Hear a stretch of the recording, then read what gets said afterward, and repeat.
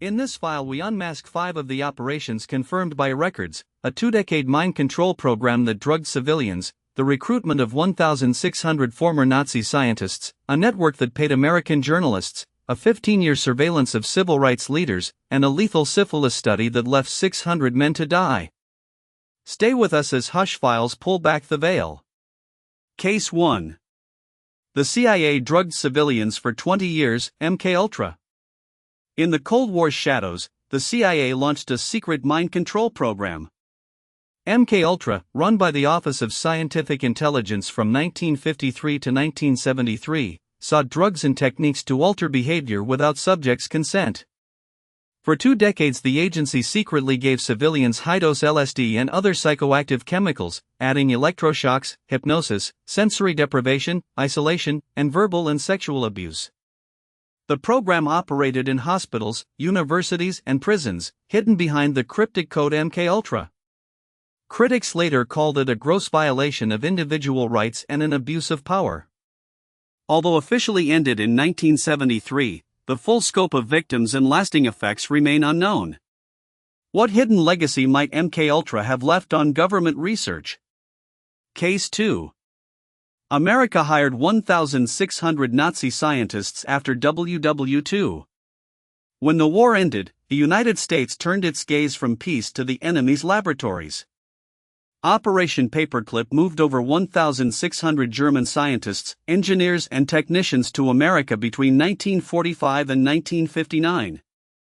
As Allied forces uncovered advanced rockets, aircraft, and chemical weapons, the Joint Chiefs created Operation Overcast on July 20, 1945, tasking the Joint Intelligence Objectives Agency and Army Counterintelligence Corps to recruit the experts for the final push against Japan in post-war research.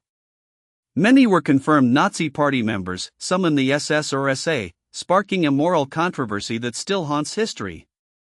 What do you think about a nation hiring former enemy scientists for strategic advantage? Case 3. The CIA owned 400 American journalists in secret. What if the news you trusted was quietly steered by the CIA? Operation Mockingbird was an alleged early Cold War CIA effort to sway U.S. media. Deborah Davis says the agency recruited journalists and funded front groups. A 1967 Rampart story revealed CIA money to the National Student Association.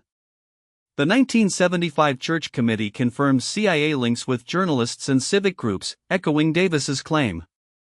A 1973 CIA Family Jewels file described a separate Project Mockingbird, a 1963 wiretap of columnists Robert Allen and Paul Scott. The file never mentions the larger Operation Mockingbird, leaving its true reach unknown.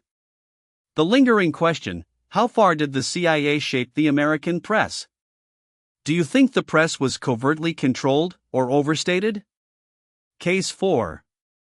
The FBI spied on civil rights leaders for 15 years. For 15 years, the FBI kept a hidden eye on the nation's most outspoken civil rights voices. From 1956 to 1971 the Bureau ran COINTELPRO, covert illegal projects to surveil, infiltrate, discredit and disrupt groups it deemed subversive. Targets included civil rights and Black Power leaders such as Martin Luther King Jr., Malcolm X, and the Black Panther Party.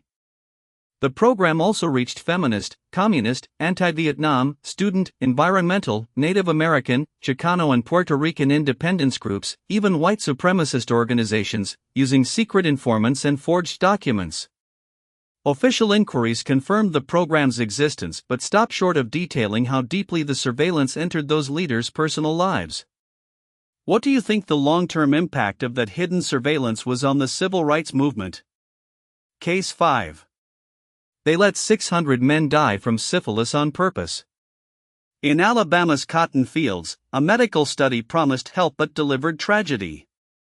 From 1932 to 1972 the U.S. Public Health Service and CDC ran the Tuskegee study with Tuskegee Institute, enrolling 600 impoverished African American men, 399 infected with syphilis and 201 uninfected. The goal was to watch the disease run its course, even to death, while penicillin was widely available after 1945. Participants were never told they were subjects, and treatment was deliberately withheld. More than 100 men died, their cases recorded as research data. The study continued for decades despite a known cure, leaving an enduring wound in American medical ethics. How could a government health program hide such deception for so long? File closed. What do you make of these hidden programs? Share your theories below, and subscribe so the next Hush File finds you. Until then, keep listening to the silence.